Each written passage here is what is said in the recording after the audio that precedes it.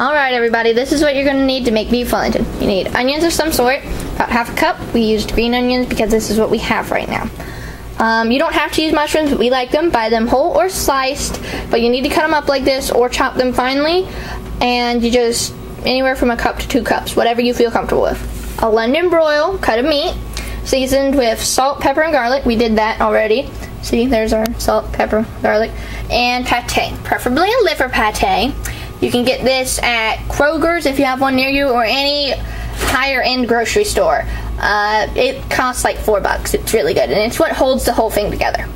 And of course, either olive oil or canola oil to sear the meat. You'll need a giant pan to sear it in. And you'll also need filo-dough, which can be found in the frozen section of your grocery store, and it is near the pie pastry.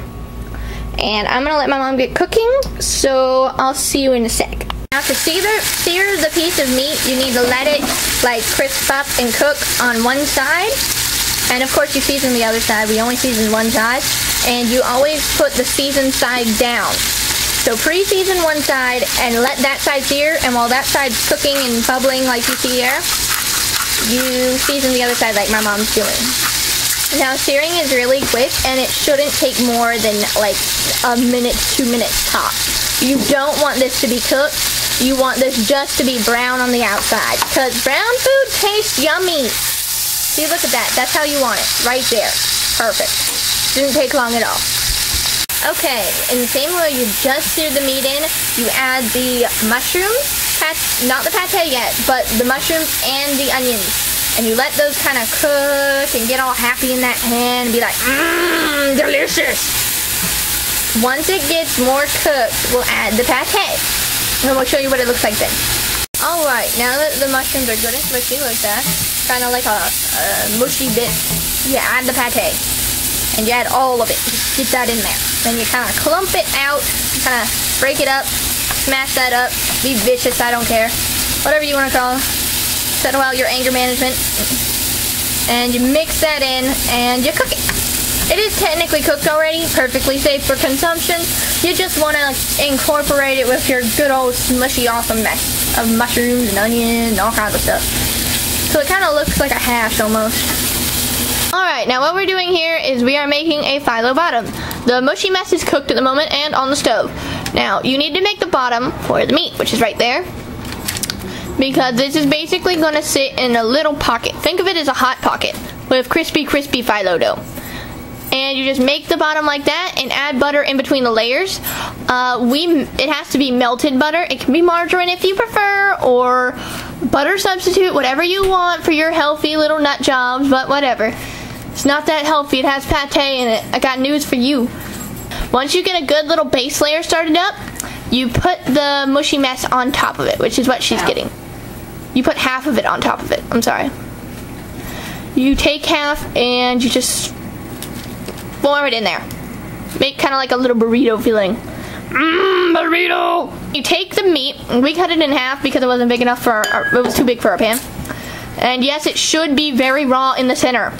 We like ours to be medium rare when it comes out, so if you want it more done, you just cook it longer in the oven. That's all it takes. We don't like to cook it much because we like red meat. See, you just smear it on there, kind of make it even so that it's a nice little, it's gonna cook evenly. And my mom has special gloves because she's cool. And some tips with working with phyllo dough. You want to have it not frozen. Frozen's bad. You also want to make sure it comes apart in the sheets it's meant to be. That would be a good hint for people who don't know how to work with it. If you think you're going to be slow, or you've never worked with it before, I recommend putting a damp cloth on top of it. Like where that is, just put a damp cloth on that. And that'll keep it from drying out and getting like almost crusty and flaky. Kind of imagine paint peeling. That's kind of how it gets when it gets hard. It's not fun. So you shouldn't do that. But see what she's doing with the little things like that? You just make it into this burrito thing, and you fold up those layers, and you just tuck it in like a baby. You swaddle it. This is the finished product. A sexy burrito of buttery goodness. when this comes out of the oven, it'll be buttery, golden brown sexiness. That's beside the point. You should be preheating your oven. It should be preheated to 450. You cook it for about 20 minutes. It's going to be red in the middle. It's supposed to be. It won't kill you.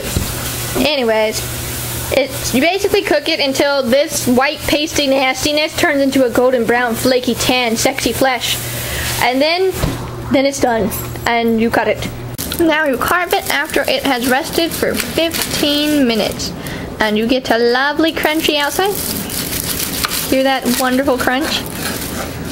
And the delicious layers. Can I show them the layers? Okay, see? Oh, she tried to pick one up for you. But yeah, this is what you get. You get nice red meat that is cooked enough to eat. It's nice and medium rare. So, that's what you get. Have fun making it.